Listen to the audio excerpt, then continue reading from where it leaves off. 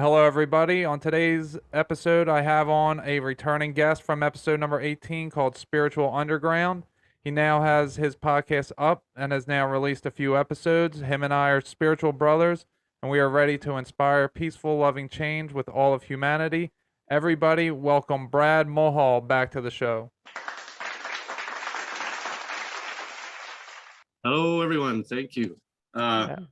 Yeah, and as this being a swap cast, I just wanted to let everybody know on my end or my following that Todd heard me on Third Eye Awakening, and then he got a hold of me right away. And there was the second podcast I did, and I was a guest on his show, and yeah, we hit it off right away. Like he said, spiritual warriors here to make some change, or start with ourselves first, and then yeah, I just like discussing with interesting people like Todd, like myself, I guess, and spreading the word. Yeah, I love spreading the word. And Mimi is here as well, my girlfriend Mimi. Hi, everybody. Hello.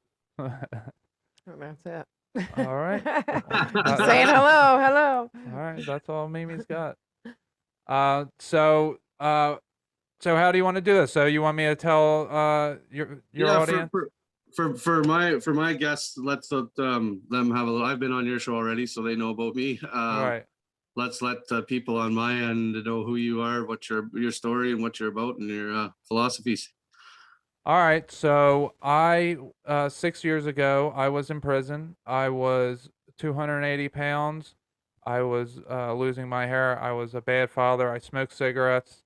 I had sex addictions and porn addictions.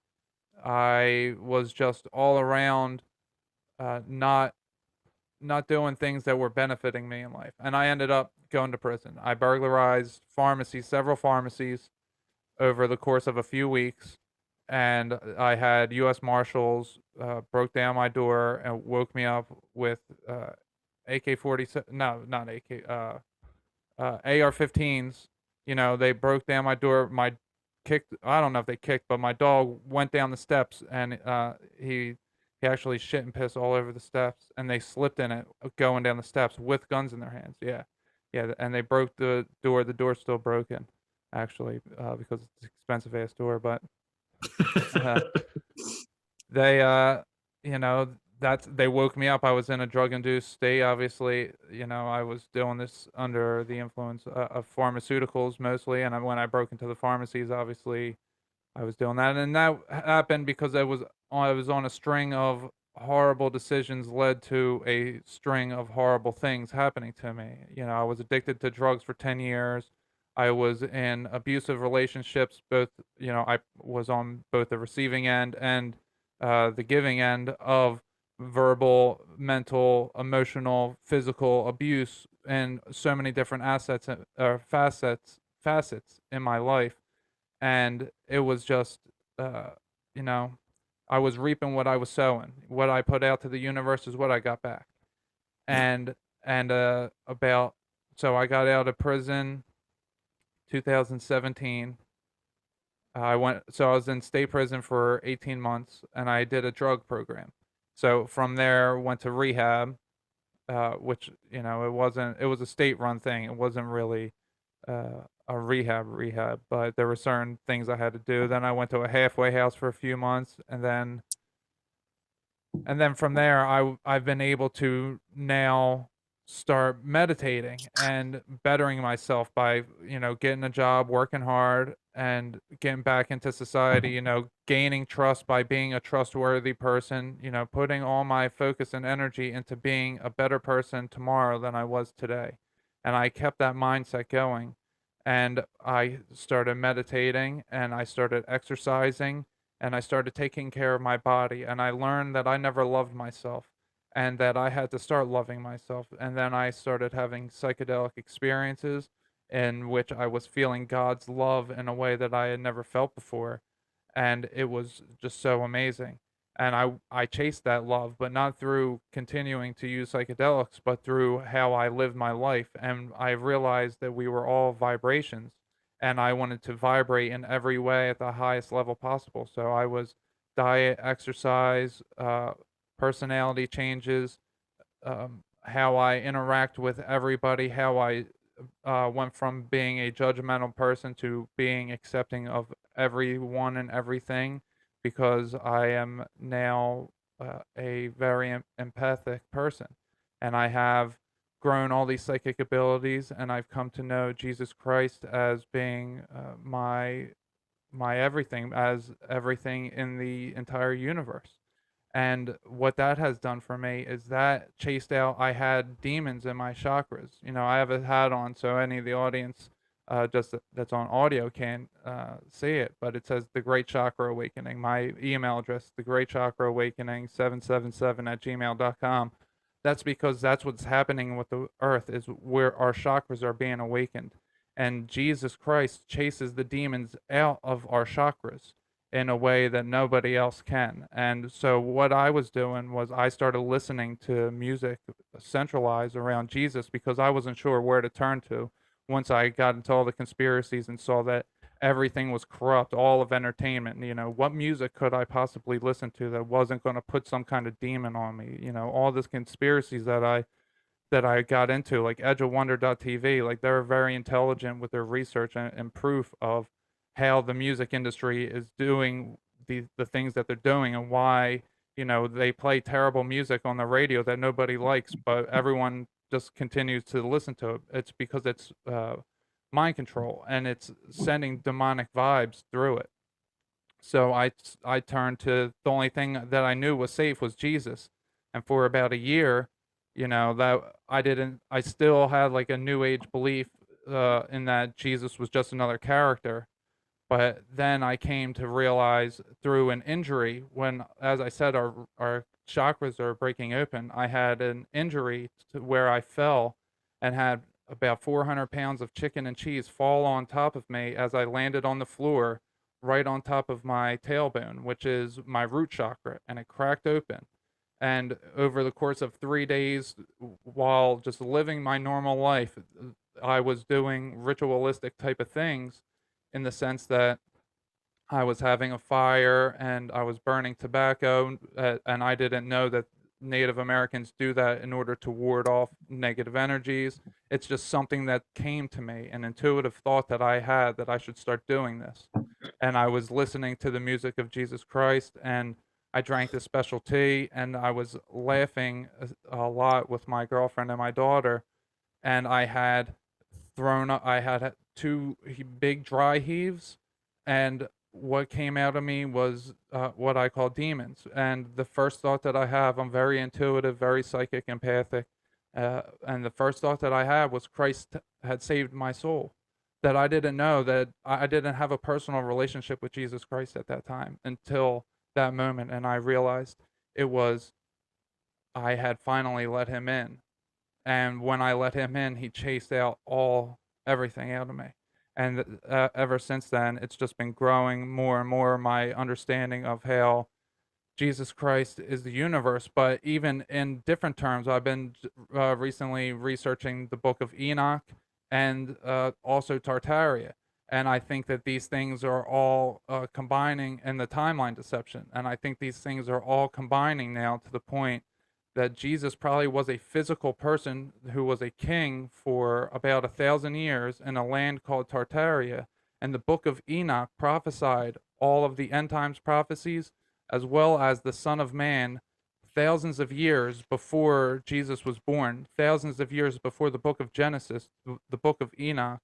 It was an oral tradition, then became a written tradition, and it was right along the side of Genesis, right alongside it, in terms of when it was written. But Genesis was formed from the basis of the Book of Enoch, and I've been researching that very heavily lately, and I'm seeing how it's all coming to the point that it's Luciferians against Jesus Christ in the ultimate showdown that's happening right now, and the truth from the lies is so close that it takes the utmost spiritual discernment by giving yourself over to whatever you want to call the Most High God, whatever Holy Spirit type of interaction, the universe, however you want to word it. I'm wording it Jesus Christ because I'm just giving it the title that I feel it deserves.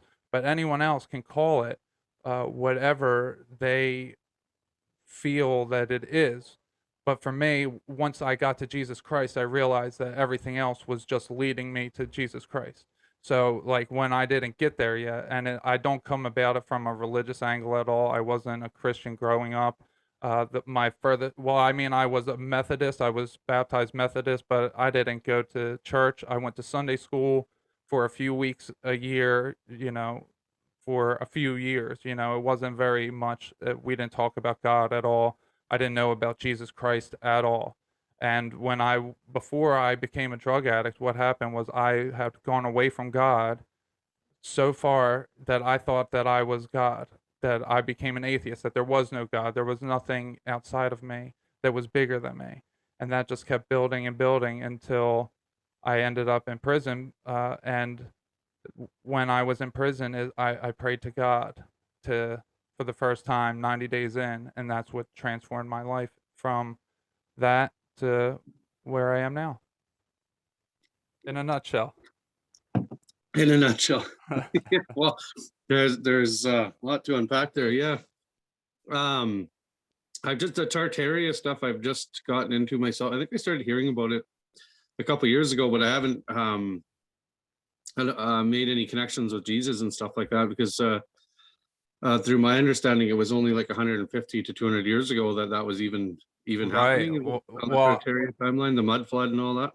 I'll send you the girl's link. It's her thing is exploring Tartaria. Now, the reason why it makes more sense than anything else is because if there's a hidden past of a kingdom that was being ruled over in the most loving, peaceful way, and everybody got along, had free energy, there was no money. If that all existed, and they wanted to cover it up, right? Yeah. We have these leaders of the world. Why do they hate Jesus Christ? If Yeah. he's not who he's claimed to be, why would those elite hate him the way they do? Why would they have the upside down cross? Why would it even be a thing? They don't hate Buddha, Muhammad, nobody else. They hate Jesus Christ because and they covered up the time that he was on earth, and they gave us lies.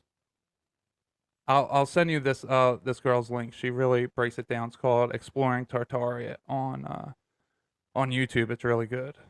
Yeah, I'll have to look it up. I thought I heard, I didn't know if it was somebody on your podcast about Tartaria. Yeah, Andreas Exertus. Yeah, I listened to them, and yeah, there lots of interesting stuff. The spires and the stuff on top of the churches, and possibly that they were used for some sort of 0 point energy and higher technology than we have today, or suppressed technology, obviously, because don't everybody having it easy, having free electricity. Yeah, it's crazy, and it what got me was the star forts. These star forts, that is some stuff I never knew about. And once you see them, have you seen the star forts? Yeah, I thought, are they called star forts or star ports? No, star forts. Oh, star forts. Okay, I thought they were ports for like landing spaceships or something. No, so they go with the Tartaria that they're these star-shaped land masses that history says that they are for military purposes. But if you look at them, you can see that they are not all the way. See, I'm not studied into it. I can't talk in depth about it. But with how Andreas Exertus was telling me was that the way that they're shaped, water would come to a head level all the way through, as if it was designed for some kind of energy to be okay. Yeah, to be used. And there would be like those forts, the buildings would have the spires on top, and they would be connecting the energy, and it would be like a constant energy, and it would be housed instead of churches being a religious thing, imagine a church being an energy storage. And they had the windows. If you take out the glass windows, what ends up happening is that energy is now coming in a certain way. And if you start looking at these Tartaria buildings, with the eye of taking out the glass, because the way it's set up, it's all the acoustics, acoustic energies, how that when they put like sand on top of the speakers, it makes different shapes by different frequencies. Well, that's the idea, and they're shaped like this. So if you take out the glass, that would be energy coming through. So you could be, having sound vibration energy mixed with water that's what they call living waters, which would be electrified. So if that's how they were living and they were transferring energy to make steam, because everything was steam powered, the trains uh, and automobiles, everything was steam powered, how would they be doing that? Well, that's, in these different star forts and different areas. Wow, that's fascinating. Yeah, like you were saying before about the music industry and stuff too, and the vibrations. I've read a lot about have you read about the 432 hertz and then the 444 hertz being more destructive, and that's what everything is Yeah. broadcasted in? It's 441, Oh, 441A, I think. oh, okay. Yeah. Yeah, but yeah, that's, I mean, I'm not surprised that they do that, Yeah, and then like if you were to see a live band or something in acoustic, it's 432 naturally, right? Or something along those lines. It's supposed to be, so yeah, I think it's like a natural sound is 432. Yeah. And Yeah, it's healing and healing vibrations and positive vibrations. yeah. Yeah, well, that's it would. I wonder if that's what the churches resonate to, is that 432 or possibly 528. That's supposed to be another very significant one. Right. Well, they say that maybe that they were giant like organs. You know how a church has an organ? Yeah, Well, I've heard the theory that maybe that's where a place of healing, that that was the sound healing, would come in a certain sense instead of going out. So maybe there's different mixtures of it. I think that was on. I think there was somebody on Tinfoil Hat talking Yeah, about yeah. that. The construction of some of the organs in those older churches is like they don't even Well, know that how they did it, or they could do it today, and that they right. have healing properties and stuff Well, like that that. the churches themselves were healing, were organs, just like on a larger scale, Yeah, like in some sense. I don't know. yeah. And that's I was going to have to say, I have to give props to you going on Zero. Sam's one of my heroes and inspirations for doing the podcasting. He's been one of the first people I listened to. Him Yeah. and Grimerica are some of my top guys there. So what was that like, getting to talk to Sam? He's a pretty interesting fellow. Yeah, Sam was amazing. So when I Yeah, went and to talk to him, he was so cool about everything, and he was just, you know, he was a down to earth, real guy. He was just hanging out, we're yeah, having a conversation, and he was genuinely interested in me. I could feel his energy. It was like no bullshit. He was just like who he is, how he feel, what he is in his shows. I feel that he is who he is, and it was so cool. And I'm just so honored that I was able to go do that. yeah. Uh, what happened? He freeze up. Yeah, Brad. Looks like Brad froze up. Uh-oh. Here Are you we back? Yeah. Are we back? Did we lose it there? Yeah, went out for Quick minute. yeah, I didn't hear any of what you said. As soon as you Oh, started to talk, it went out. I was just saying they call Sam the hardest working guy in podcasting, but the way you've been pumping out the episodes, you're right up there with him. Oh, thanks. I'm not even doing that many, but I mean, I guess I'm doing more than I realize, but I still want to do more, There's so much that I'm working on right now, like the Book of Enoch. I'm doing a project on it. Yeah, so but I've always known about it and read about it here and there, watched YouTube videos and stuff like that about it. And then I was discussing it with a guy at work the other day, and he's a very Christian fellow, and he said, well, be careful, there's a good one and a bad one, which I had never heard of that before. Yeah. That there was a good or a bad version. Have you ever heard anything about that? Yeah, there's two of them. So there was Enoch, Cain's son. He had a city named after him. and they're not sure if Enoch named the city or if Cain named the city. But Oh, he was the third line from Adam, and then you have Enoch, who is Noah's great grandfather, right. who is Methuselah's father, or Methuselah's grandfather,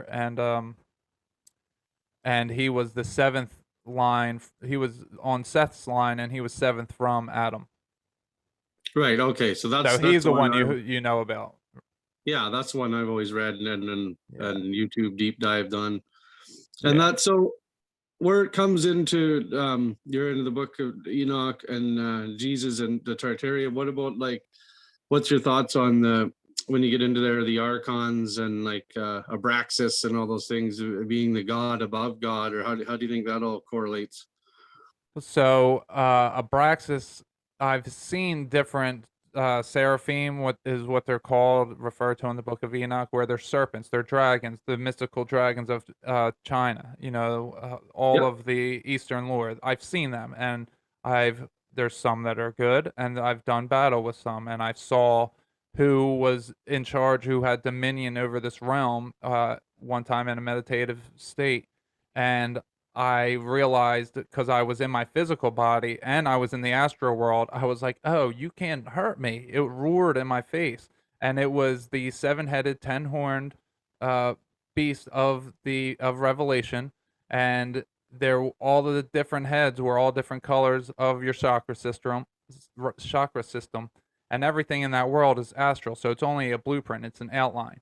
And so one time I saw Jesus, he was green, and when I saw the one that has dominion over us, it is a red outline. So I refer to it as Satan. It's one of those, uh, you know, if you had taken one of those long neck dinosaurs that they tell us about, and or to have seven heads on that, that's something that it looked like seven different long necks like that, and but instead of being a solid neck like a giraffe, it's like a snake, and they have dominion over their own realms, and the realms stretch from upwards to downwards, and there's different slides, different records shaped, and he was over top of ours.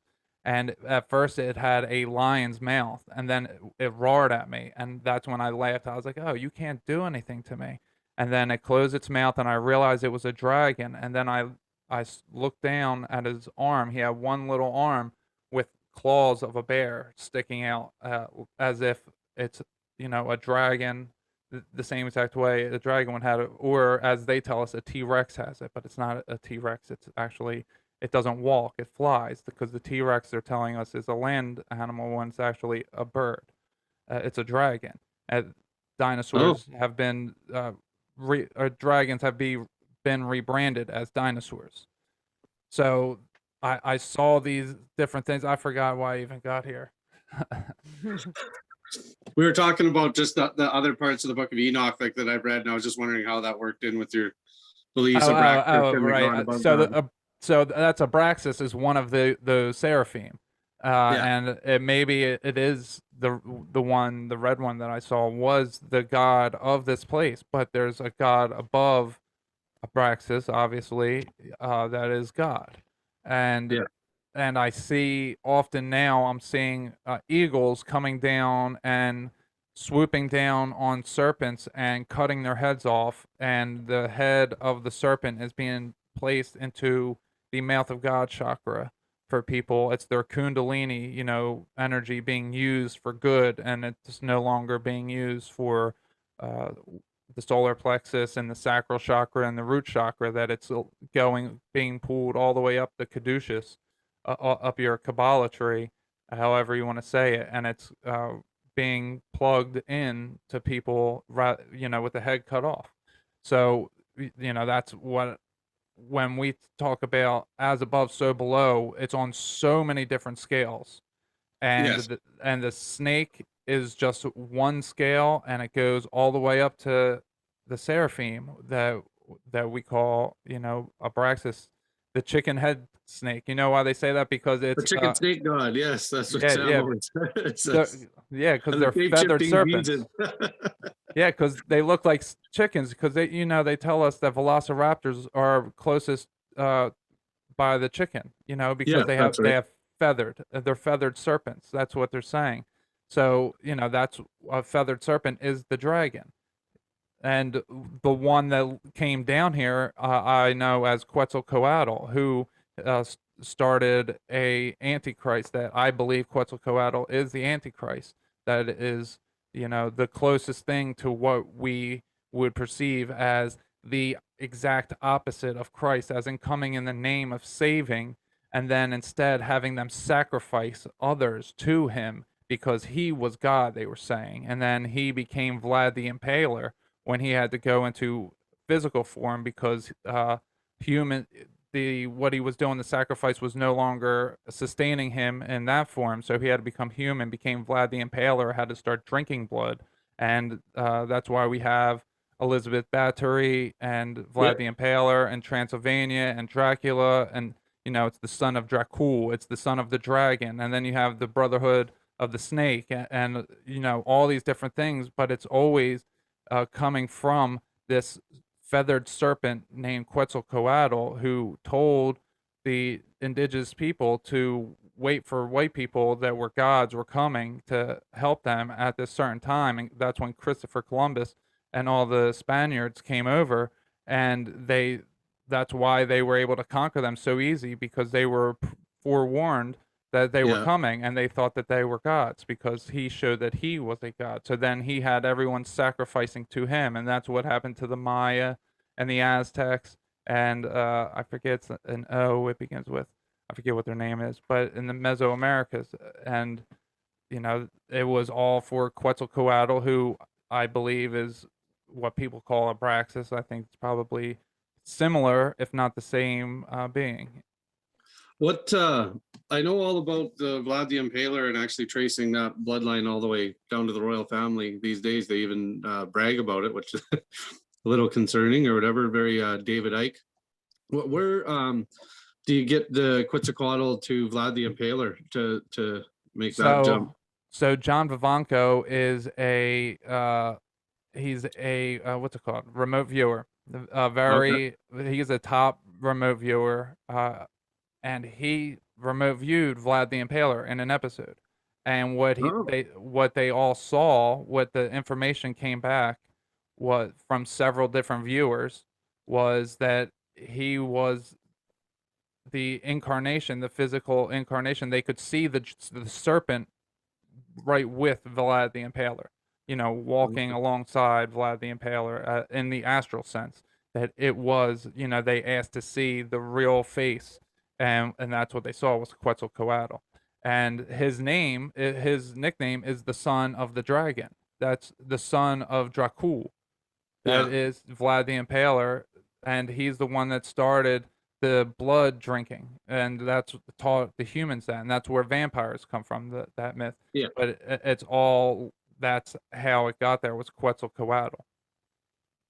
Oh, that's crazy. I really like the way, and I think the open-mindedness and the different ways, like through my experience, not to pigeonhole anybody, but I grew up in I was Catholic, a very small Christian town. And then if you didn't go to their church, they weren't, they weren't very open-minded or very nice towards you. And my mother took me to see the Dalai Lama, I think when I was 21 or 22, and there was Christians all outside holding and signs and yelling at us that we're all going to burn in hell, which was really funny because Desmond Tutu, the Archbishop Desmond Tutu, was in there with the Dalai Lama, and they get along just fine. It was a really good time, and those guys are hilarious and very enlightened. But I think that's where people need to be, like where you're drawing from Enoch and Christianity. You talk about Kundalini, because lots of Christians wouldn't be open-minded to Kundalini. I've had awesome experiences. I started with Kundalini meditation probably 5 or 6 years ago,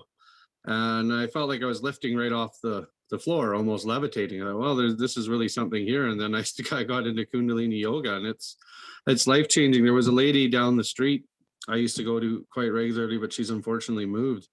And you never feel more refreshed and more invigorated, like you're floating when you come out of a Kundalini session. Yeah. And then you've drawn Tartaria into it. Like, I love it. That's how being open-minded and all these things, I've always had synchronicities and things like that's how I know there's a God or a force or whatever you want to call it, because it has guided me and showed me it's there through luck, through synchronicity, through, you know.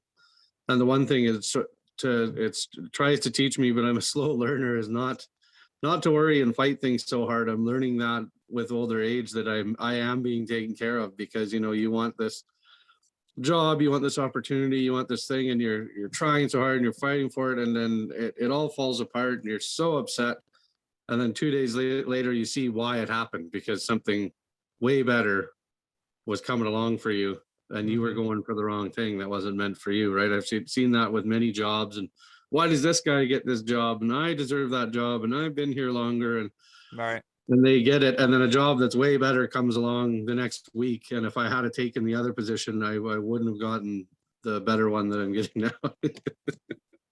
Yeah, it happens all the time. And just like you said, the synchronicities, that's how God speaks to you. So if you start following them, which I don't know anyone who doesn't follow their synchronicities, because it's so odd, and it's just like, okay, well, I guess, if I'm seeing the same, word on a sign several times, it probably has a meaning to me. And, let's look into the meaning of that word, or if that word just means something to me already, like maybe I should go look at that. Like I'll get a lot of intuitive thoughts, and then things will happen. That's really how my psychic abilities really work. Is I think that I align to something, and it right before it happens, I connect to it, and then I know it's going to happen, and then I see it, and it's the way God's showing me, like, you're on the right path. You're doing the right thing. So the way that I work is I just go open-minded into everything I listen to. I hear everybody. I treat everyone so equally, and what you have to say to me, I'll listen, and Yeah. I'll then make a discernment on what I already understand, and have a firm understanding in, because it was either synchronistic, or in a way that lights up my etheric body, and in a telepathic way, I just can feel that the answer is yes. That I'm lining up with where I'm going to, or where I want to be. So once I do all that, then I come to an understanding that I can mix and match, all the different things, because I can see how everything is so closely related anyway, and that we're just so slightly divided by definitions and having different verbiage. So I like to break down the walls by encompassing in a way that everybody can get in agreement with. I don't like being off-putting at all. So that's how I come to my conclusions, is because I'm so open-minded that I listen to everybody. Yeah, I've much of the same thing. I'm open to anybody. I don't care if you're flat Earth, hollow Earth, reptile, aliens. This I want to hear about it. I'm interested in it. I'll give everyone a chance. And then, like you said, exact same thing.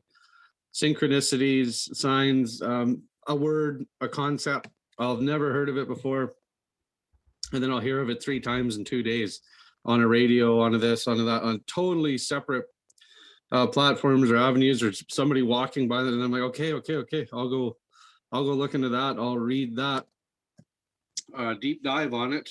And like a funny thing that happened to me when I was young, I used to read Larry McMurdy. He used to write like Lonesome Dove and Billy the Kid and all that. So when I was like 10, 11, 12, I read his whole line. I really liked the cowboy Western stuff. And then I really got into Hunter Thompson, read all his stuff as a later mid-teens. And then when later teens I was reading Sonny Barger and all about the Hells Angels. And then I was into philosophers after that, Allen Ginsberg. Like it was all these people I'd been reading mostly throughout all these years.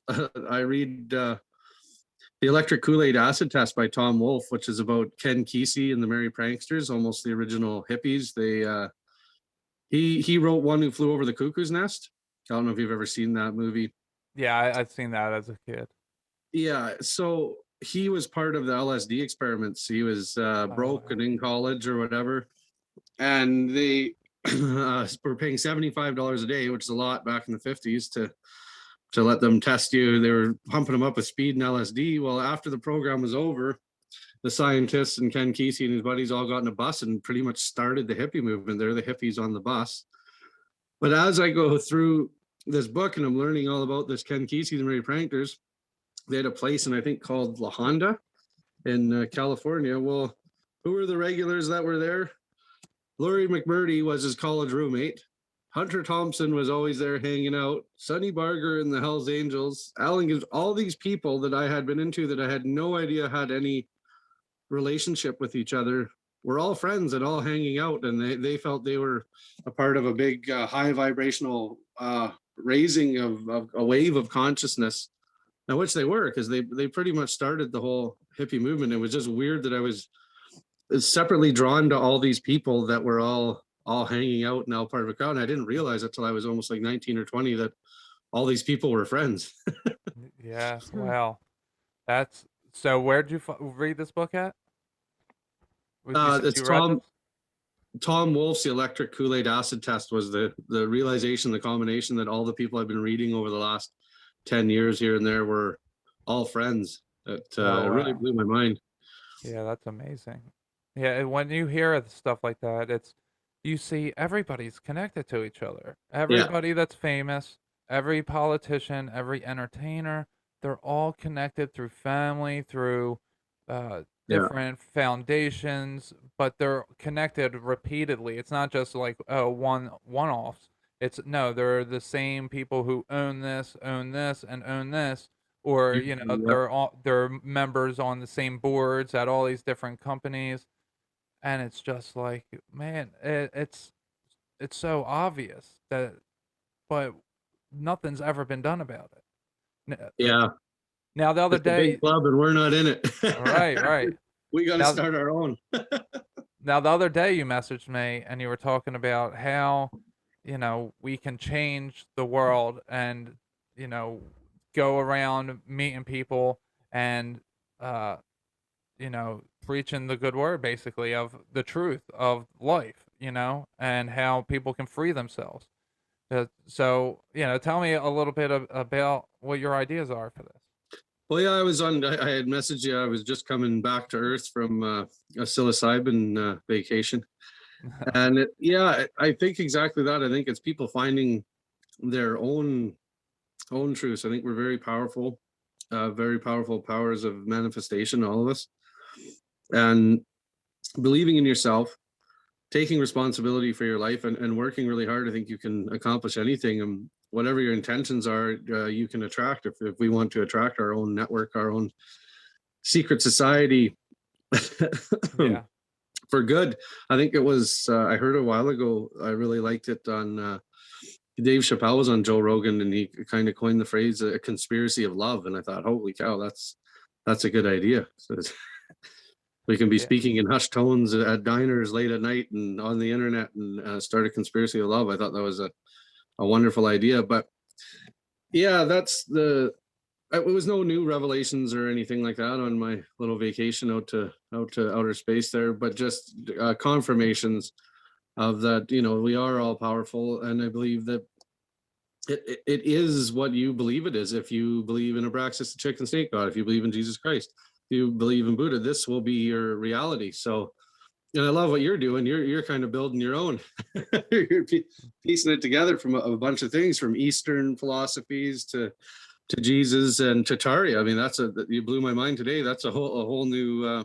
Well, I messaged you. I messaged you some videos that you could get familiar with. Oh yeah, for sure. I'm going to totally check it out. But I guess that'd be the secret, and the thing that I'd want people to know is, like you said yourself at the start, is you got to start taking care of yourself first. I mean, that's what I've heard that so many times. Take care of yourself, then your home, then your community, then you can start taking about your country and the world. But getting yourself, respecting yourself, loving yourself, that's what I find. I have a crazy lifestyle, being 2 weeks at work and 2 weeks home. You hate going to work. It's hard to go away from your family. It's hard to go away from your wife and kids and dogs and friends, and you're resentful going away. But I live a really good, healthy lifestyle, and I'm there. I'm up at 4 a.m. I'm jogging every day. I'm working out every day. I'm working my brains out for 12 hours a day sweating. I'm drinking 6 liters of water a day. I'm taking all my vitamins. I feel really good when I'm there. And then you come home and but you want to have some fun. Oh, I deserve to have a beer. And then I notice it. I notice the vibrational change right away. You stay up till 1 in the morning around a fire. You drink a dozen beer. You feel like absolute crap for days, and then you're like, oh, why did I do that? I should stay on the good, positive rotation. But I try not to dwell on it. Whatever, you bounce back. You have to have some fun sometimes. And my real connections are with nature. Nature and exercising in nature is what really grounds me and gets me a positive charge. Yeah, me too. Are you trying to set anything up for yourself in order to change your schedule or do something different to change your schedule? To change my schedule, well, I made an oath, a blood oath, with my wife. I'm best man at a wedding next weekend, and I said, summertime's too easy to barbecue and have beers. I'm taking a good break. At least for 6 months, starting so the wedding's next weekend, so starting in September, and I really want to hit the podcasting really hard, the studying and the podcasting, and just a healthier, like you said, a higher vibration, that continued one, not so it feels like you get set back a bit when you even just have a few beers or this or that. It does for me anyways. Maybe I'm just too sensitive of a person.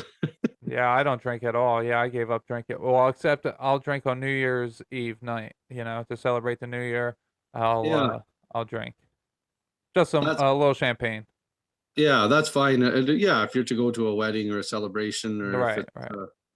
if it's Beltane or Halloween or one of those cool times, you get to howl at the moon and jump Yeah. over the fire, sure. But yeah, I can prone to anybody on these hot days, and I like tubing down the river that we have here and drinking some beer and having a barbecue. And yeah, it's just not conducive, not productive towards my goals and stuff like that. The summertime is really hard for me to podcast, as I'm a very outdoors centered person. It's hard for me to sit inside and do stuff. So come the fall, the rainy season on Vancouver Island, it starts raining in October and it doesn't really stop till May. So I should be able to get plenty of podcasting time in. Yeah, well, that's amazing that you're doing that. Congratulations, on getting your podcast going. Yeah, I'm enjoying those. Oh, Yeah, thank you. Mamie loves your podcast. I loved Georgina in the last episode. I loved her. I was like, we need to talk to Brad about Georgina, and we need to have her on here. Oh yeah, All hit her right. up. She's really cool. I've been friends with Yeah. her for 20 years Yeah. or more. Yeah, She was a big part of my awakening. yeah, I definitely gotta look into her. And thank you for having me on your show too. I'm glad that we're doing the Swapcast here. Yeah, no, that's awesome. Yeah, I'm glad that we could link back up. This is the second time you're on my podcast, and I believe you're the first person to come back on twice solo. Whoa. Yeah. So, Right on. and I'm in a different studio now. I have a green screen behind me. I just got today some soundproof foam tiles that I'm gonna put in. I'm in a way different room. And Mimi's on as well. It's a completely different setup in a short amount of time. I've been really, like you said, I've just been going at it, and it's just really boosted me. And just putting in the time to it, 10 minutes a day, 20 minutes a day towards something, and then all of a sudden I just manifested it, and it's just coming out of me. The creativity, it lined up with the Lionsgate portal on 8/8, and it's just, well, I mean, I've been doing, I've been working hard setting it up beforehand, but as soon as that happened, it's been like a whole new level for me. Oh, that's cool. We have a Lions Gate in Vancouver. There's two mountains that look like lions sitting on either side, and they call it the Lions Gate. That's neat. Oh wow, really? What, like the Neverending Story? Yeah, you'll have to come check it out. Yeah. Oh man. Yeah. I bet that was probably a real thing.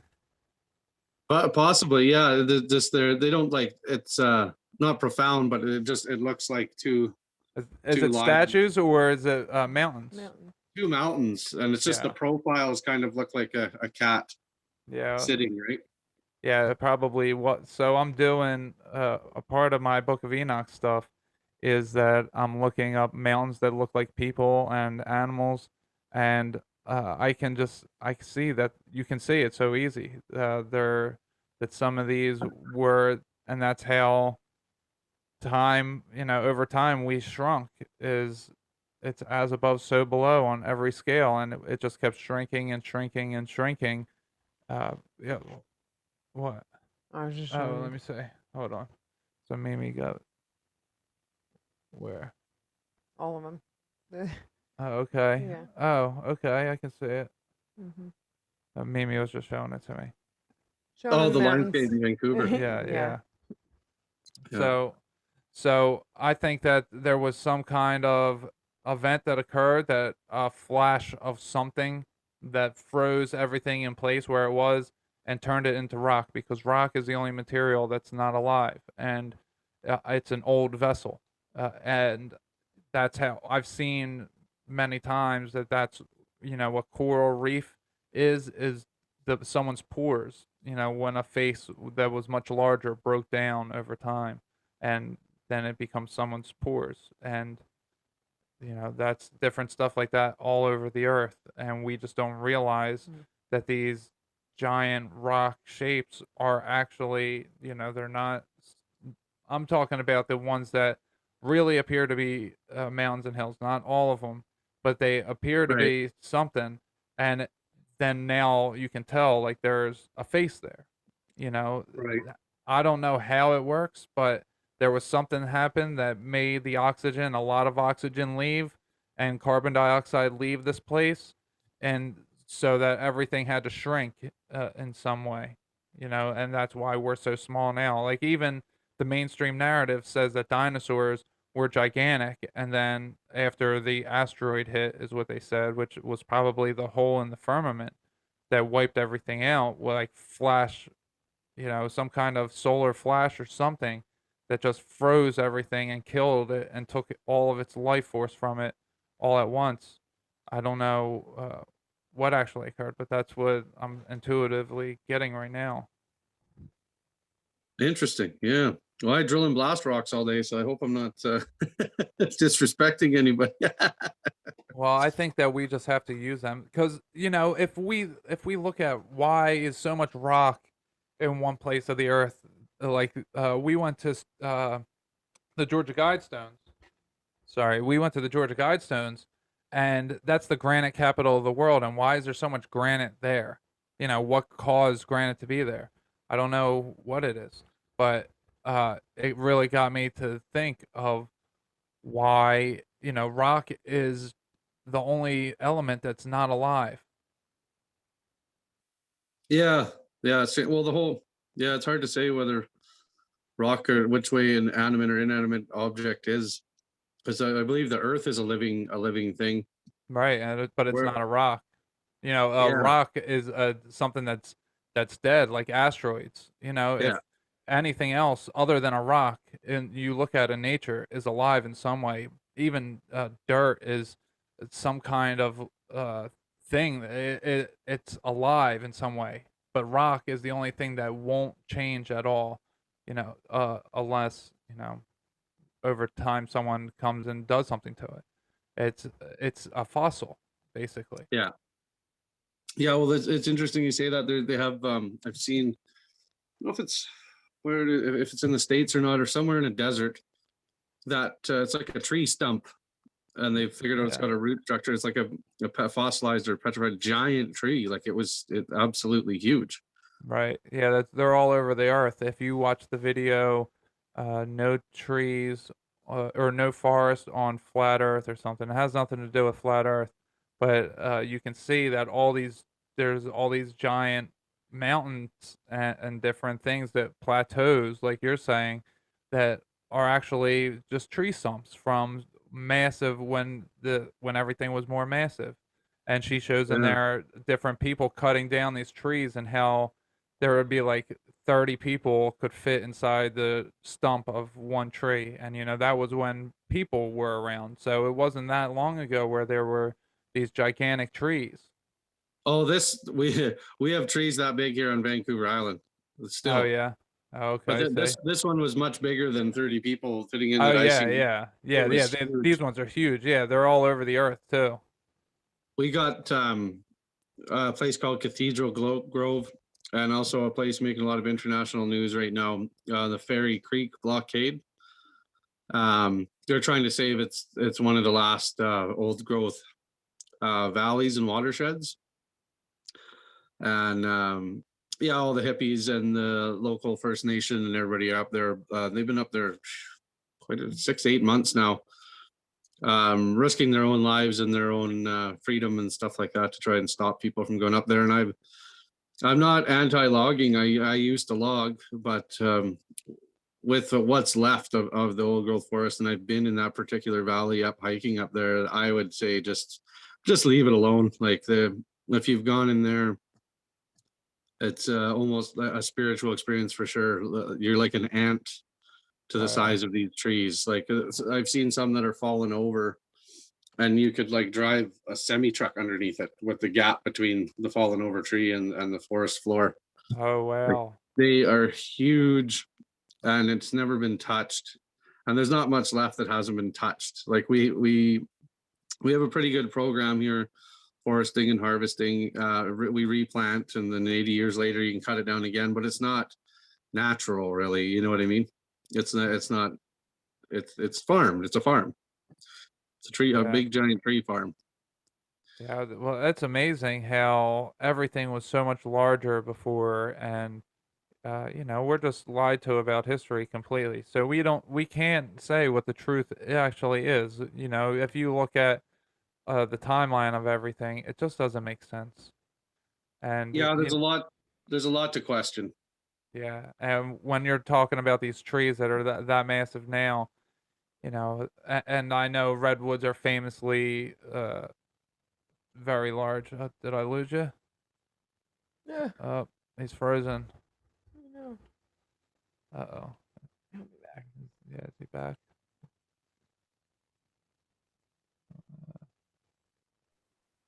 Are you back?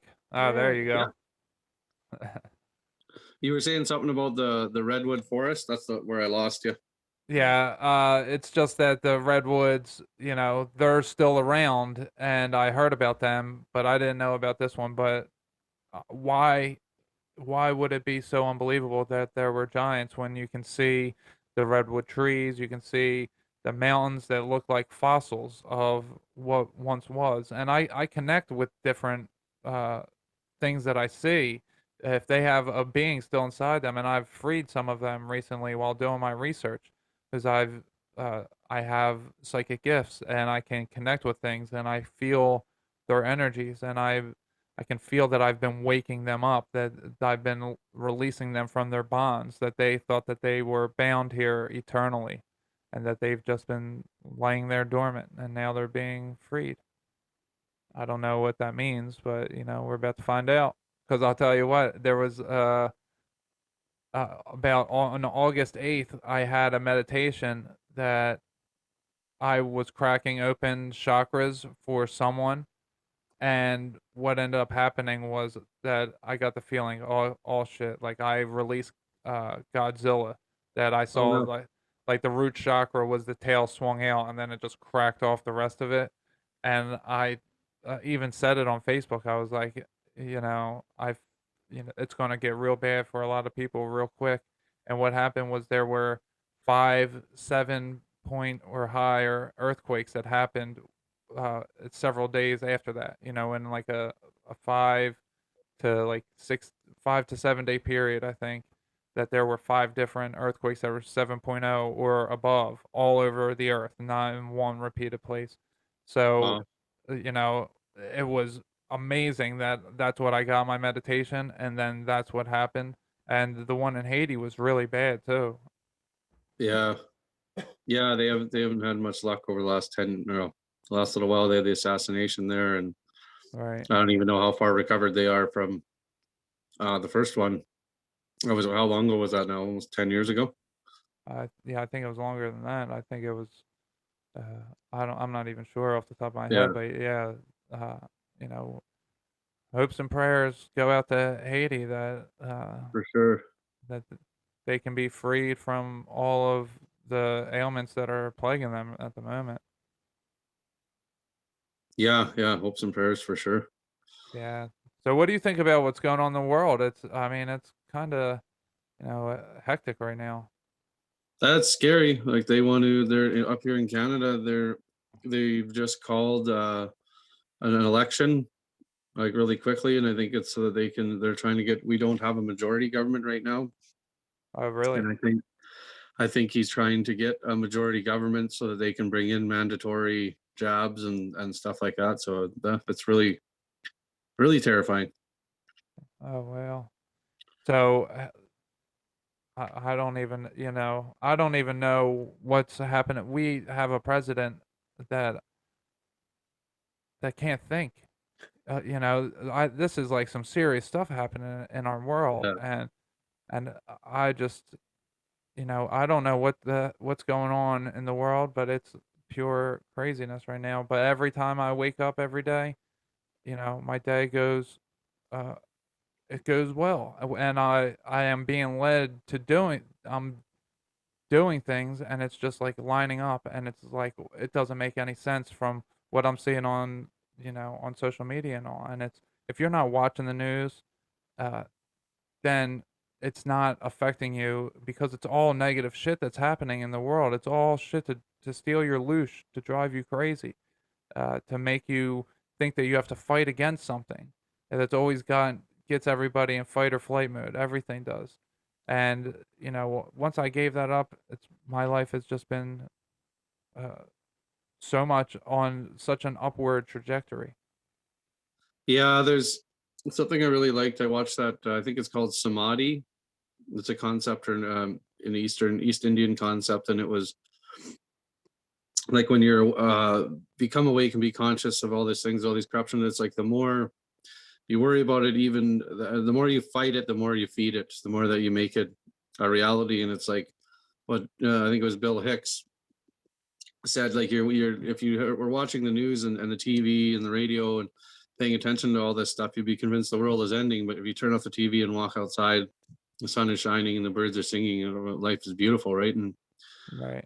And then people are good. I mean, inherently, I think people are good and want to help, but people are scared very easily, and that's the thing, is watching that damn TV and mainstream media. And I don't pay attention to it at all. I stick in my podcasting world of crazies. I rather live in the, like, I really think that is, if you want to believe that you can write your own reality, and if you want to believe that the world is the Lord of the Rings, I like those people that do the LARPing, the live action role playing and this and that. I really think you can bring in a world like that for yourself. Like, of course, if there's some sickness or something sweeping the globe and doing that, you're not going to be able to imagine your way out of it, I don't think. But maybe you can. Maybe we have enough people. They say, the Buddhists say, it only takes 1% to change the world, right? Yeah.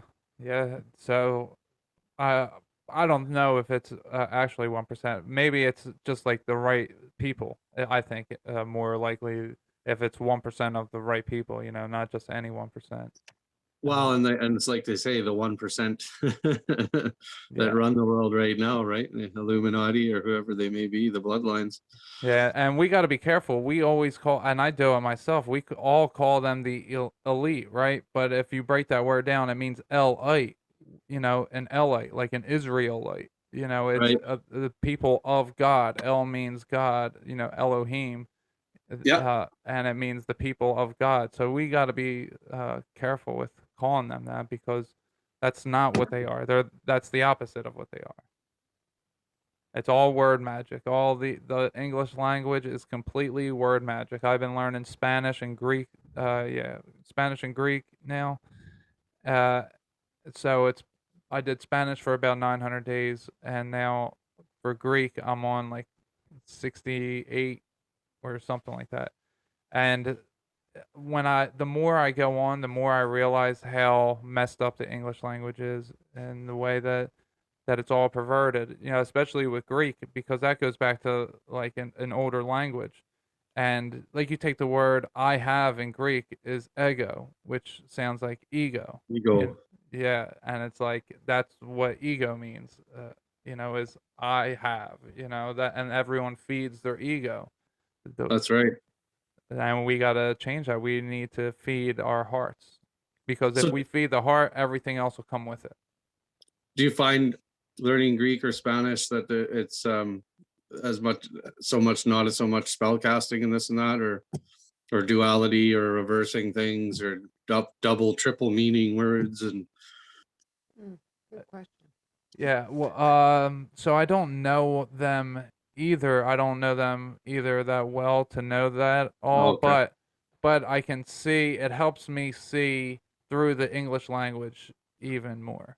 So it does Okay. help me, see through the nonsense and how that it got deconstructed from other languages. Like I can see, like, oh, this English word is derived from that Greek word, and that Spanish word, Oh, for sure. which Yeah. derives, back to Latin, or, so it's, and then all of our laws and medical knowledge is all written in Latin, and that's a quote unquote dead language.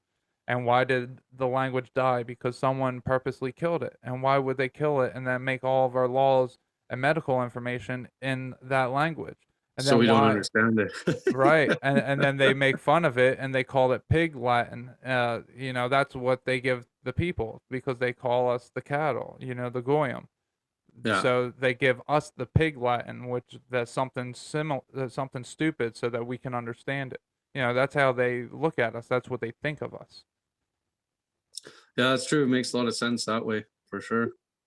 That's why I'm gonna have to learn Greek now and crack their codes. Well, what happened for me was I started seeing the word omega everywhere, and I was getting a little stale with doing the Spanish on Duolingo, because it was 900 days.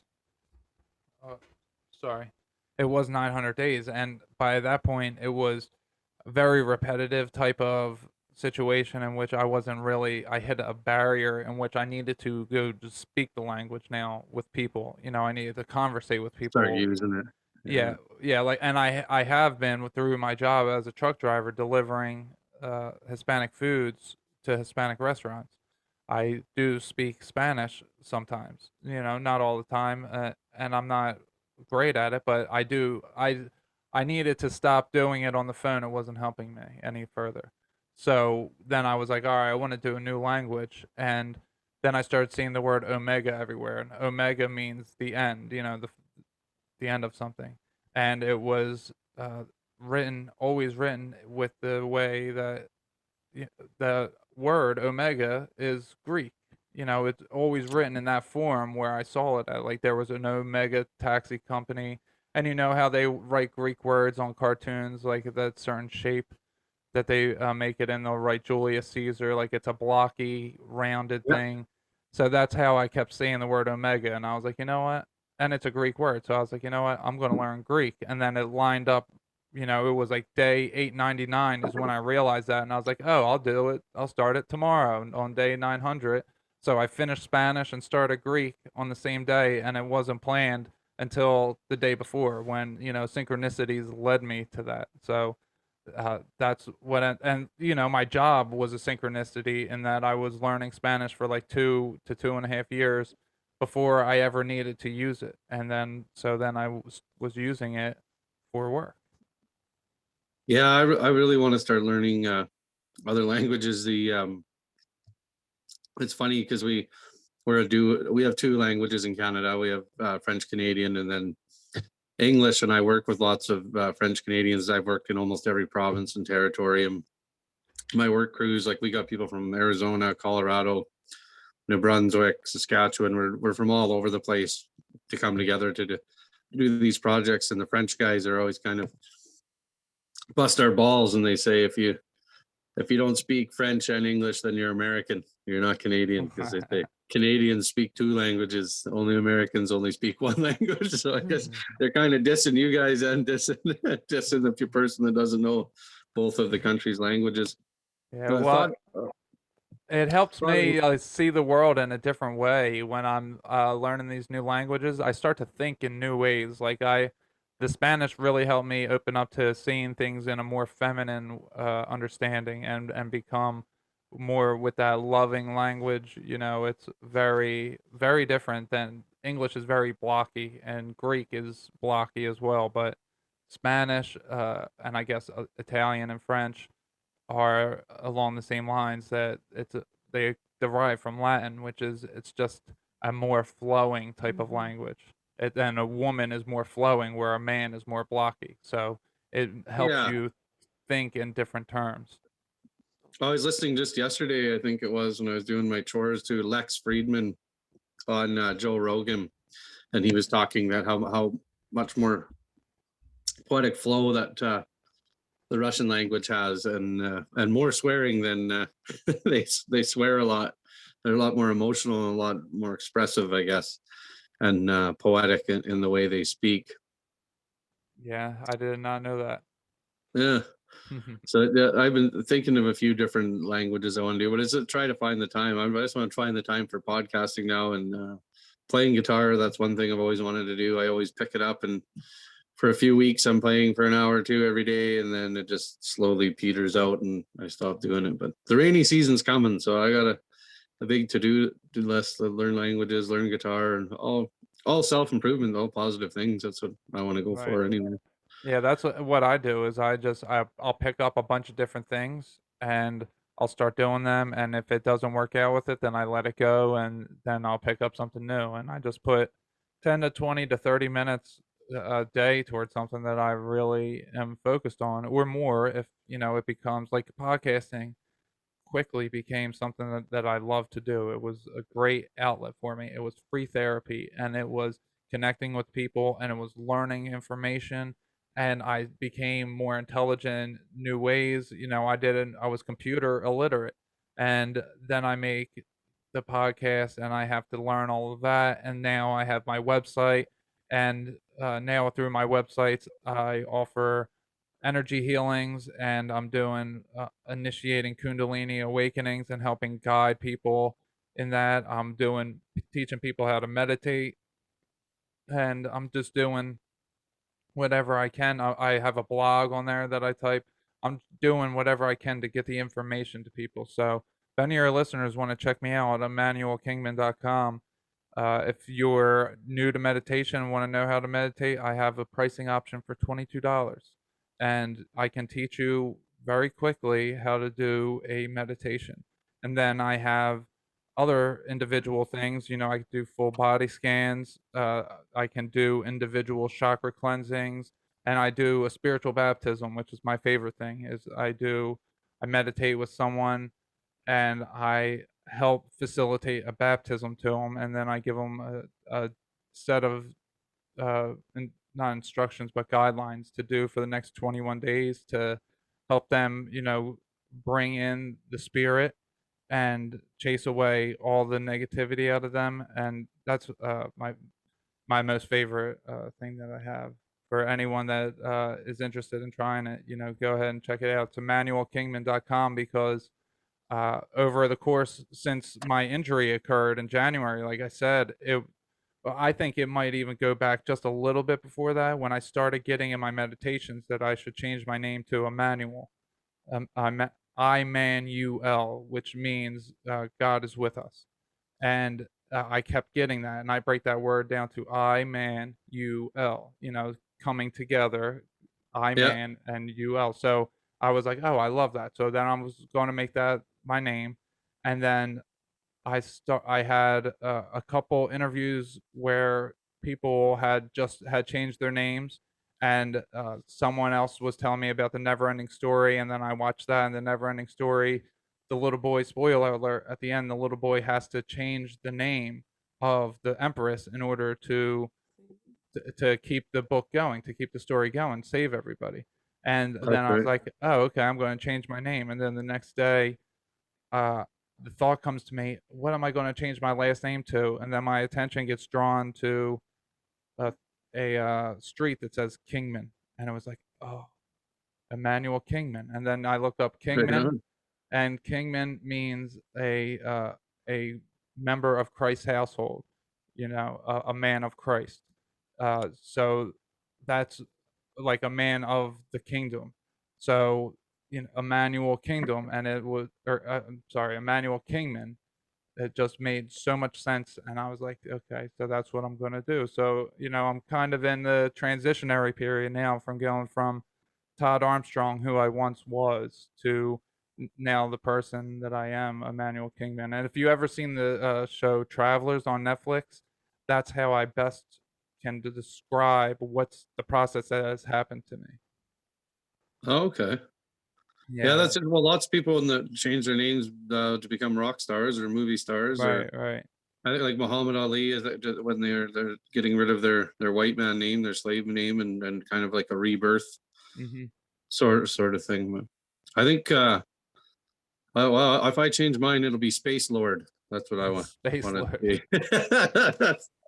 That's what we do. That's what they have a label maker at work, and somebody made that and put that on my hard hat, Space Lord, because I'm the weirdo always talking about conspiracies or space or aliens or this or that. So it's kind of a joke at work that I'm Space Lord. Well, I guess it's different. We're in the machine. The machine only cares about keeping the machine going. So, Yeah. people like you and I are weird. We don't fit in because we're not part of the machine. Yeah. So we've unplugged. Yeah, for sure. And, just us being where we are from where we were, like I said in the beginning, where I came from to where I am now. I mean, it's not even close to being the same person. And it's just, uh, and it was all from praying to God. Like I finally was like, oh, I got to give myself over to something higher because I'm not God. I had to start the process of coming back, and it changed me in every way possible. Yeah, it's the only way I know to be. And the whole Matrix thing, like that kind of gets old or cliche to say, but especially with this sickness that's been going on, and when you try to share information with people, holy cow! I just don't even bother anymore. I get attacked. And I'm like, well, here's Dr. I think it was Morel that was on the ripple effect. He's the guy that invented mRNA gene therapy. So why don't you listen to what people won't even listen and or don't want to listen to it. They just want to they call names, yell, freak out, block me. Or I have family members that block me. And I'm like, what, man, I'm doing what I think is best, which is trying to inform. This is what I've heard. This is what I've learned. I weigh and consider things. I don't really listen to the mainstream media. I think they are owned and run, by certain companies that are profiting off all this. I mean, it's on our news, on our nightly news. That's what all the commercials are. That's what all the commercials are during the breaks. Are those big companies trying to sell you stuff that may cause a list of 20 something side effects, right? And you're like, oh, thank you. And people want to trust these people. I mean, I can't really help you. And the people that I love and care about, and I'm trying to help and show these things, show these connections, who owns what, who built this, gain of functions, this and that, and they just get mad at you, or I don't want to hear about it, blah blah blah. And you just throw your hands up. You don't know what to do. And it's the analogy of being plugged in and being unplugged is just more and more true. And that if they're not unplugged, they're an agent, right? Like then, and they'll come after you. They'll hate you. They'll peck your eyes out. Yeah, you're definitely right about that. And I don't even tell anybody. I don't. There's no way that I'm getting the vaccine, but it's not like a part of my life at all. I don't tell people what to do. No, Excuse me, what to do or anything. I don't even share the information that what you're talking about is all good information.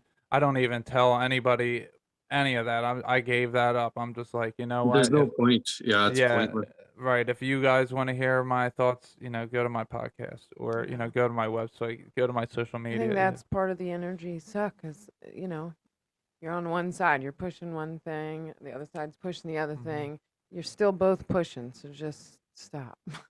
Yeah, you yeah, know? good And there's advice. no point. There's no point. Yeah. It's hard because it's people that you care about, right? Mostly that's the Yeah. only people I try to send stuff to is usually family. And yeah, I've just found there's no point to it. Either they'll come to their own conclusions. Yeah, well, I like, oh, sorry. no, go ahead. I liked that analogy. I think it was yesterday's interview. We were talking about one person pushing energy to oh, we were talking about Hitler. That's right. One person pushing the energy to a group of people, but the group of people pushing back a much bigger energy. It's on a Joe Rogan And they clip. they were talking about how Yeah. that's how Hitler may have gotten his energy from all those people pushing it back to him Yeah. that agreed with him and just made it stronger. So it's, you got to watch what you put your energy into. It's kind of like I've always realized since a teenager, whatever, that's how it works with rock stars, right? Right. Or rock bands when they're out there Exactly. projecting out theirs, and then all that love That's coming what it back was. to them, building them up. What? That was the other. Oh shoot, I don't want to. I forget everybody's name all the time. But the one that used to play that played music said the same thing. When he's playing to the crowd, the energy that you get back is so. Oh, yeah, it just yeah, keeps you Dan. going. Yeah, Dan. Sorry, Dan. Dan. Dan the Dan the Manifester. Manifester. Yes. It just comes back at you and keeps you so pumped up. It's you know. Yeah, because he was telling us that he went on a world tour, and he was telling us that the different events, just the energy from the people was like encompassing them. Right, and you'd be so tired, but you would get your energy from those Yeah. people. Yep. Yeah, so like people are energy, and they've been using us for a very long time. We are vibrations, and quantum physics tells us that we are always moving until we're observing. Observe. Once you become the observer, Yeah. then it's stationary.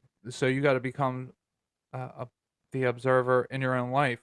Become still, and let all the negativity vibrate off of you. Let go of all that static by just being still, by doing Kundalini yoga, by doing meditations, by doing uh, loving things that bring you real joy, not any of the things that just bring you down to a lower level where we're arguing and hating each other and causing more negativity. That stuff that just makes everything worse. And it's so hard right now when they're shoving everything on our faces as they are, pushing it to the extreme of, vaccine passports and uh, putting out propaganda videos for the public schools that they Yeah. should be, that the kids, that it's the cool thing to do is to get the shot. That's just such propaganda. uh, I had to join the school governance team because I'll be working with the principal because I wasn't satisfied with how they were handling themselves. So I got my daughter exempt from wearing a mask, and I tried talking them out of doing it for the other kids. They didn't let it happen. So now, I got myself elected to the school governance team where I'm going to be working with the principal. So, That's I'm wonderful. yeah, I'm trying to step up and like Sam, as you were talking in the beginning, Sam Tripoli always says, uh, think globally, act locally. So that's what I'm trying to do. This is like as Mamie calls it, Save the Children Part 2, season 2, Yeah. public schools. Well, it's true. That's one thing. I grew up in a small town. My grandparents owned the general store, and I only lived about a kilometer away, not even. So they were an everyday part of my life, and they, survived World War II, Depression, Great Depression, many things. They're very hardy people, but the one thing they were great volunteers. Like especially my grandmother was involved in the Cancer Society, the Arthritis Society. She was in the school board. She was on the health board. She was on the. They didn't sit around and watch TV. They were up at 5 every day to 10 at night, either dealing with their business or the post office that they had, or volunteering in some form, 3-4 days a week, some sort of voluntary um, actions and like that on whatever board it is. And I think that's really lost on this generation. We're very complacent and just want to get home at the end of the day and whatever, watch hockey, watch NASCAR, watch whatever Kardashian show that people are into, and turn themselves off and self-centered and not giving back to the community. Like that's something that's definitely lost on people. I think the previous generations had a lot more of that going on. It's so rewarding too to be working out in nature and out and helping people, because it comes back to you. Even, if you're doing it for selfish reasons, even like if you're doing it because it comes back to you, it still comes back to you. And then you learn to do it for others, because it's not necessarily because it's good for you, but you're feeling so good because others are now feeling good, and you are aware that you're the one doing that. But for Yeah. some people like me, I was, as you were saying, I was so asleep, so to speak. I was so into myself that at first I had to do it because it made me feel good, because I wanted that more and more. And then it came to a point that it was like, oh, I like doing this. It's not that I like it for me. I like doing it because I like doing it for others. And I had to learn that, but I was in such an opposite state of mind that I didn't know that that was a thing. I thought that everybody, the only reason why you did anything for anyone was for yourself. For That's, selfish reasons. Yeah. yeah, that's how it always was with me until I had that mindset change. And then once I had that, it completely changed me. Yeah, for sure. Yeah, it's a good way to be. I feel like because I'm energy sensitive, very empathic, energy sensitive, and I'm always a big joker at work. I'm always keeping everybody laughing or singing or being silly or being fun, because the crowd or group energy or whatever, I'm extremely sensitive to it, and it can be a taxing and shitty environment, underground, scary, dangerous, unhealthy, very, very hard. So to keep that energy upbeat is always very important to me, to be really silly and to creativity and imagination. I always like, I'm slowly try to teach people, is we have a really bad day and we're driving out of the mine, and oh man, everybody's tired and sore or bleeding and soaking wet, Hmm. bummed out. I always say, what do you think's for dinner tonight? I get them imagining. You think, oh, we had chicken last night. Do you think maybe tonight, maybe they'll have ribs? And then they all start thinking, about something and imagining. Oh well, yeah, we had pasta the other night, so it won't be pasta tonight. And you get everybody's change their mind, get them thinking about something else. It's Right. funny. It's funny to observe, and kind of how you can manipulate a crowd or a group like that. Oh wow. So you're doing it as the observer then. So that's really cool. So Yeah, they don't even realize that you're transmuting their energy for them. yeah, yeah, yeah. That's exactly what I do to keep. I want for selfish reasons, I guess, because I don't want to feel like crap. Right, right. But you know that they don't want to feel like that either. Yeah, yeah. Yes. It's a good exercise to snap people out of it, because it really, when you're in a camp way out in the woods or remote camp, is that dinner or the breakfast coming off a night shift is all you have to really look forward to. Yeah. Yeah, that sounds like you're doing a good thing, because it sounds like you guys are pretty isolated, so it could be real easy to get down into the depressive state if you're not careful. So it sounds like what you're doing is very needed. Yeah, yeah, for sure. That's why exercising every day when you're out there too, instead of just, it's pretty easy. You work 12 hours, you sleep 6 or 8, so that other 4 or 6 hours, I mean, you can easily just get sucked into looking at Facebook or Twitter there. Yeah. We lost you again. Uh-oh. Uh-oh, he's not there. I'll be back in a moment.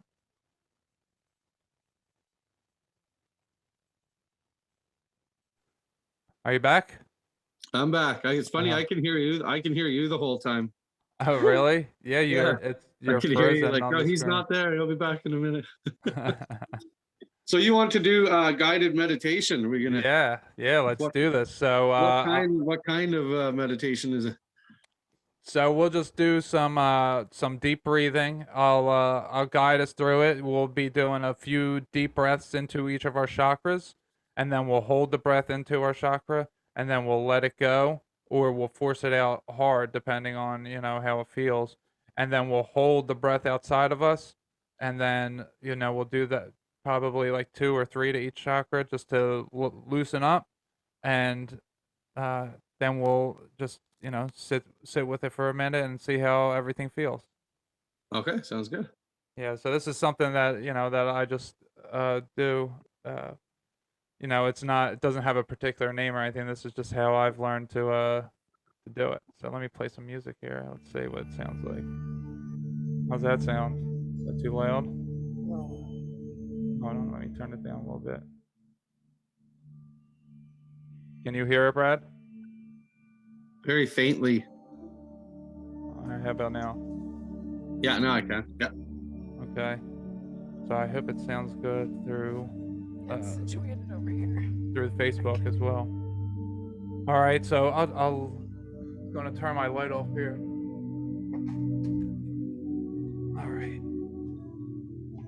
All right.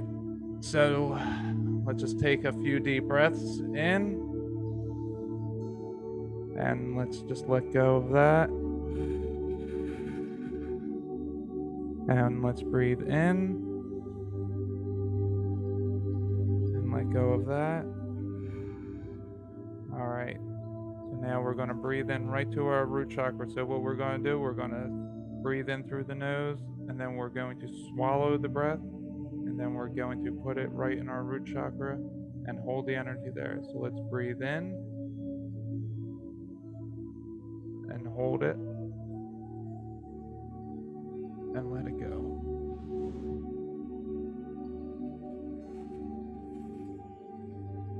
And hold it and breathe in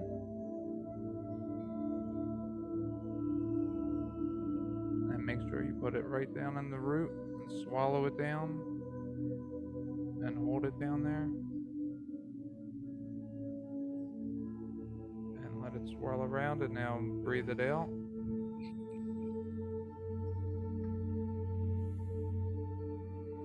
All right, and now one more to the root and breathe in. Swallow the breath down and put it in the root. Let it swirl around and then push it out through the bottom of your root. And then squeeze it all the way empty. All right, now we're going to breathe into our sacral chakra and breathe in. And we're going to hold it there. And your sacral chakra is right between your legs. And we're going to let it go.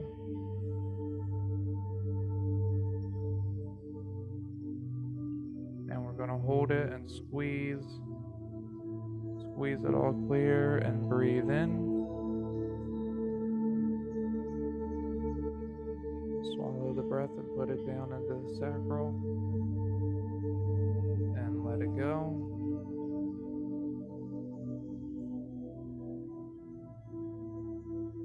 And now squeeze it out. And now breathe in one more.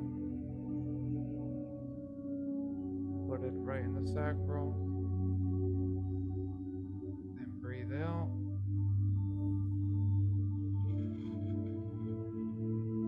And hold it and squeeze it. And now we're going to breathe into our solar plexus and breathe in. And put it right in the middle of your abdomen. Put the energy right there and hold it. Let it swirl around. And now let it go.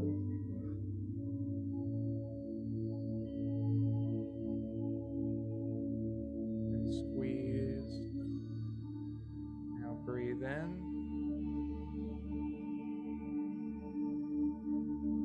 And hold it. Put that energy right in your solar plexus. And now let it go. Squeeze it out of there.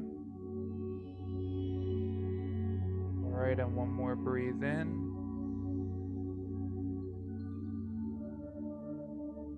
And hold it right in your solar plexus.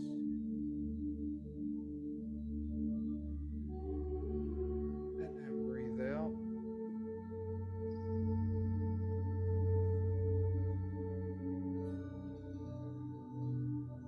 All right, and one more breathe in.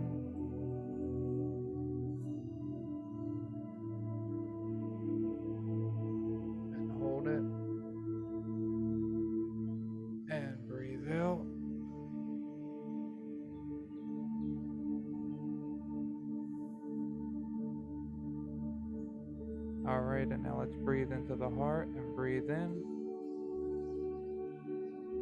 Right to center mass, right in our middle of our chest. Then let it go.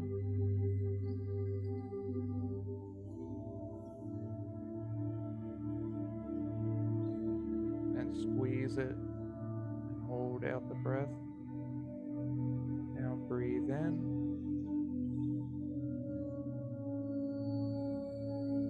And hold it.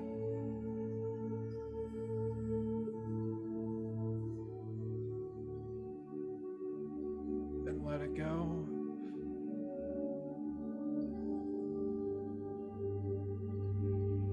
And hold it. I just had a very big feeling. And now let's breathe in.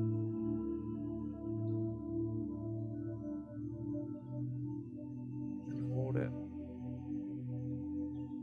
I feel the heart being lit up. And let it go.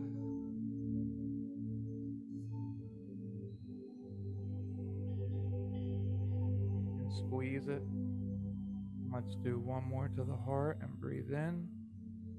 And pull all of your energy in right to center mass.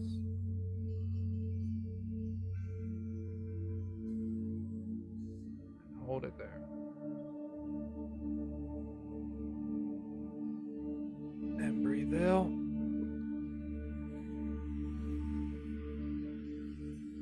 Hold it. Now let's breathe into our throat chakra and breathe in. And hold it. And breathe out.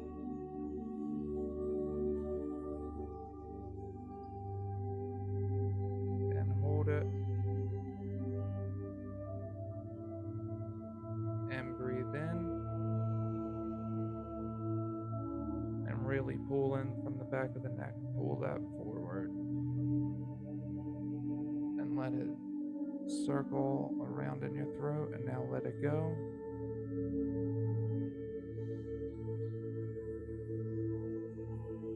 And squeeze it. And now breathe in. And hold it.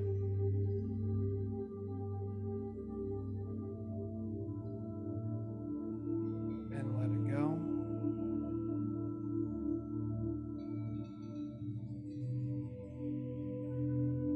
And one more breathe in. And hold it. I see a warrior screaming battle cries. Then let it go.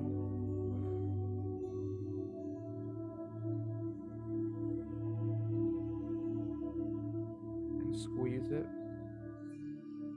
Alright, now let's go to the third eye and breathe in.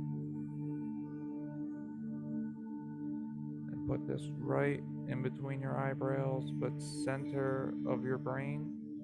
So top of the head in one direction to the bottom of the skull, and then forward and backwards in one direction. Find that middle point.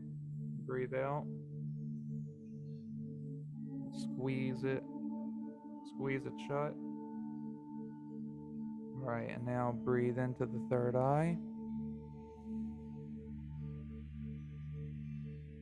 And hold it there. And let it swirl all around and collect everything. And let it go.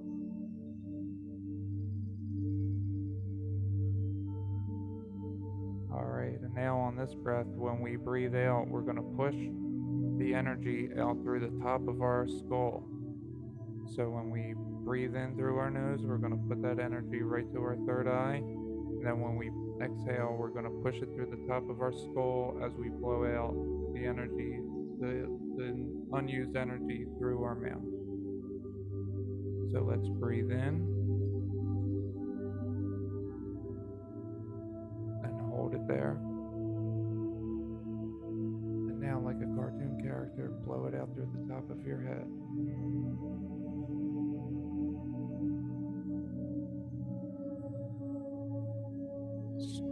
it. Squeeze that crown chakra. Squeeze that third eye. Alright, now let's breathe into the third eye one more time and breathe in.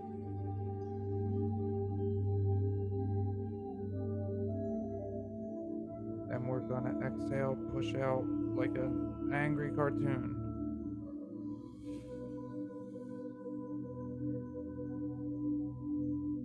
Push that energy outside of yourself. Alright, and now let's breathe into our crown chakra and breathe in. And let that breath really swirl around there, all around your crown. And when we breathe out again, we're going to push out through the top and breathe out. And hold it, squeeze it out. Alright, and now this time when we breathe in, we're going to pull down into the crown chakra. We're going to pull down into it as well as breathing in through our nose. So let's breathe in. And you feel the external and the internal unite.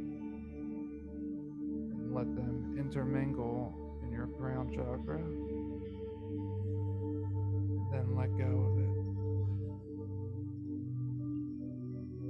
Just let it go very lightly. No more need for holding on. So let's breathe in again. Same thing, pull down into the crown chakra. And now let it go.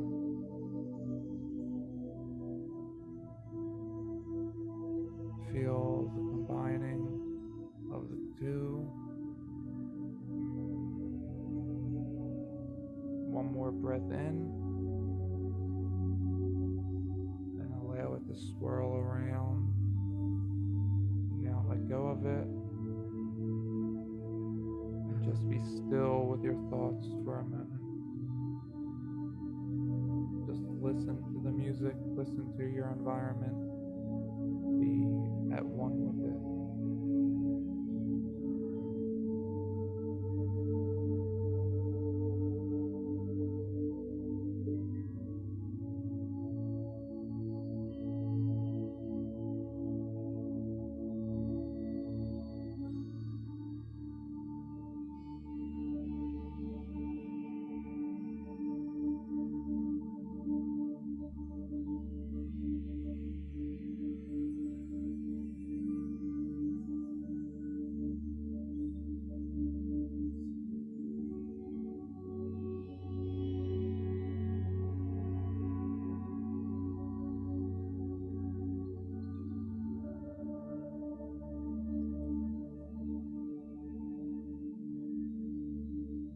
Let go of whatever thoughts you have.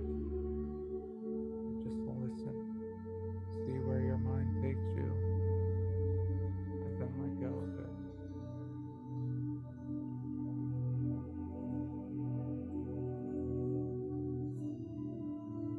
Treat your brain as if it is your palm and you're squeezing something in your palm.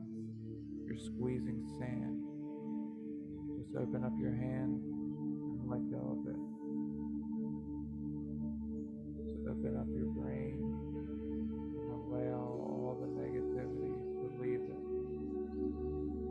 Anything that's been holding you back, you're going to allow all that to leave us now.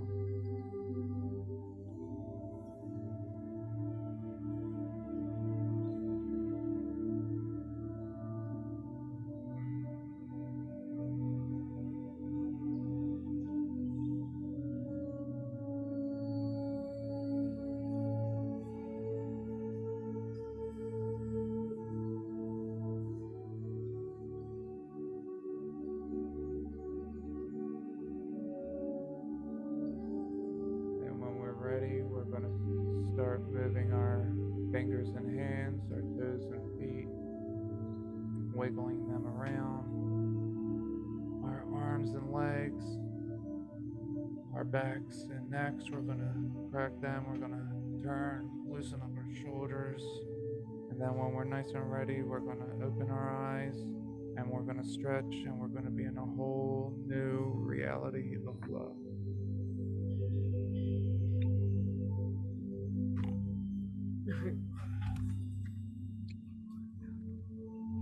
All right. The hell was that? I think I'm going to leave the music on. I like it. So, how you feeling? Good. I'm very sensitive to energy, so I can really feel it going through the different chakras. It almost feels like it's gathered, and then it kind of goes and kind of projects out over, like it comes each one, and then it builds in, and then yeah. And then like now I just feel energized all the way up. Yeah. Have you ever meditated in that way before, that you're squeezing your chakras like that? Yeah, like I said, I went Okay. to Right. Kundalini Okay. yoga, a really Okay. good lady. I should have her on as a guest, actually.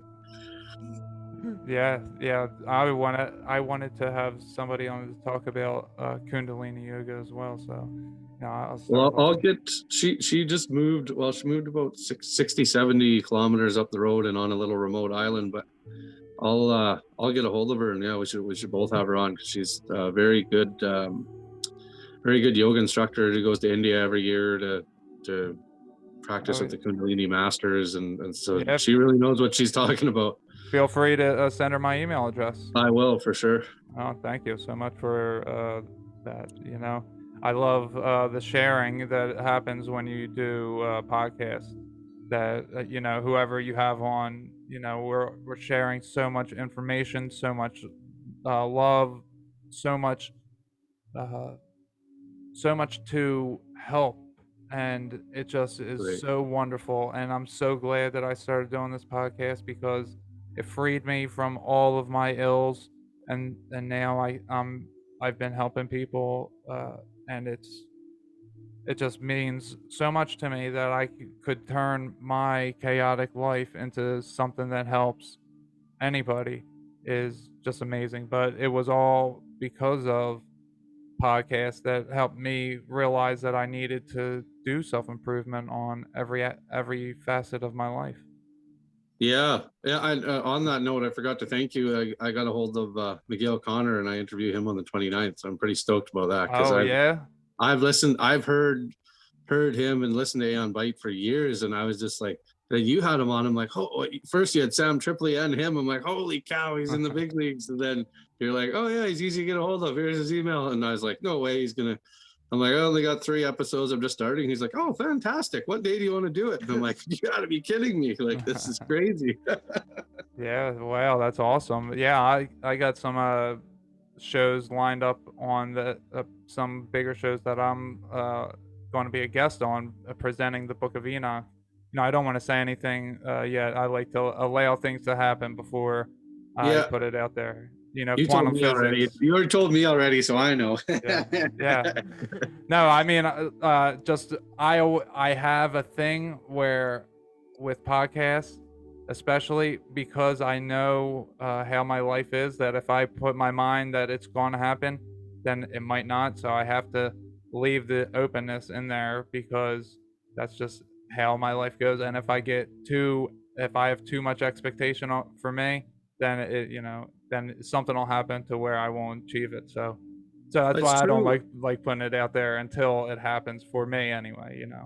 I've noticed that very much in my life, not to brag or not to boast about things that are coming or this or that, or because other people's intentions, everybody might not be your friend, and they might be jealous, or they might be projecting negativity, or thinking, oh, that's not going to happen for that asshole. Or Right. I find that at work too. I mean, it's with everybody, not just me. You could be in a flow state at work, because I work at the end of the tunnel, right? And I'm developing it. And usually you're just there all alone doing your segment of the cycle. And when nobody's around and I got a good podcast on or good music, I'm in a flow state and I'm just flying.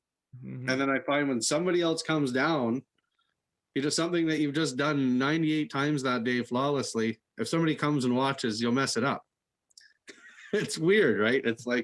It's having an influence over your reality. I just like to be completely alone, and I get in a flow state, and I'm bang done in record breaking time. But When people hang around, I don't like it. Messes with me.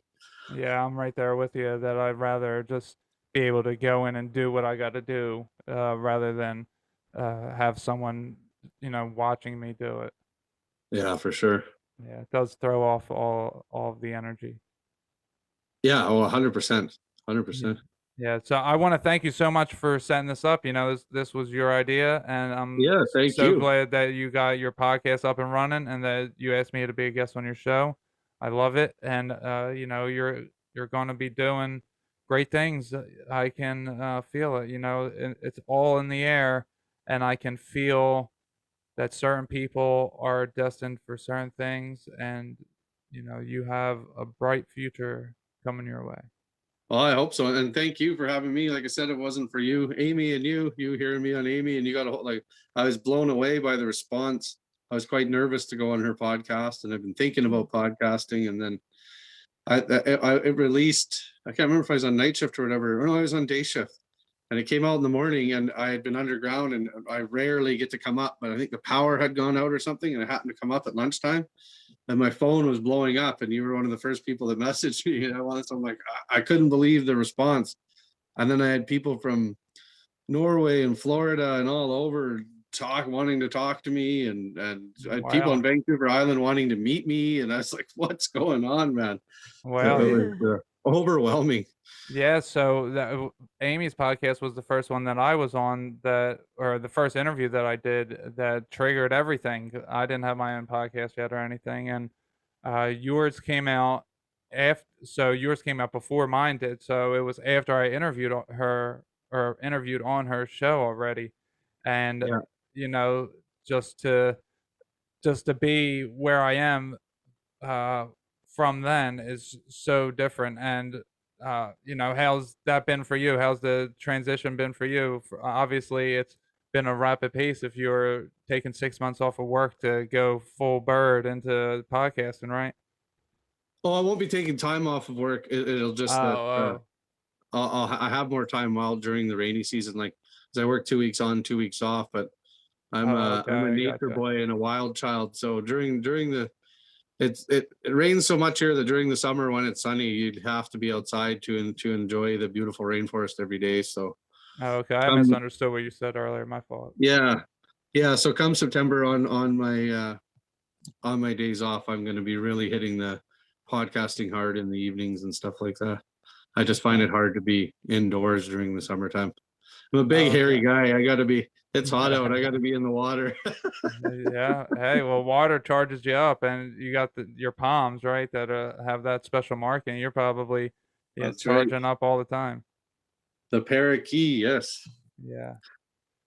So this was fantastic. I'm so glad we got to reconnect, and I'm so glad we got to do that meditation. That was super cool. And I haven't done a meditation on my show yet, so I'll have this on there for anyone that wants to see how to meditate in this fashion. I hope they enjoy it.